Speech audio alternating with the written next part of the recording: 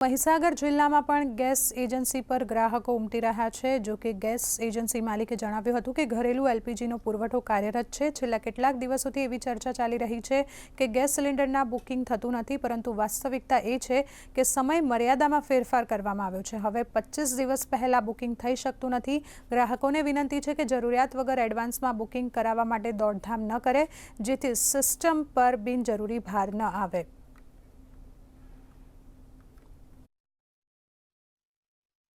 હું મારા માનવતા ગ્રાહકોને એ કહેવા માંગુ છું કે ખરેખર આવું કશું તકલીફ પડે એવી શક્યતા નથી।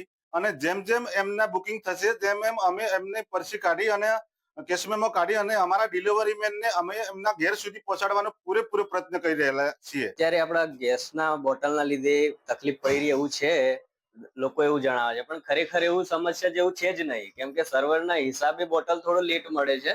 બાકી આવું કશું સમસ્યા છે જ નહીં। અને બોટલ જેમ જેમ મળી જાય છે ટાઈમે, પણ અત્યારે 25 દિવસ પછી મળે છે એવું જાણવા મળ્યું છે ઓફિસથી। અને બોટલ તો મળી જાય છે। અને આ યુદ્ધના લીધે જે અફવાઓ ફેલાઈ રહી છે ખોટી, એ ખરેખર ખોટી જ છે।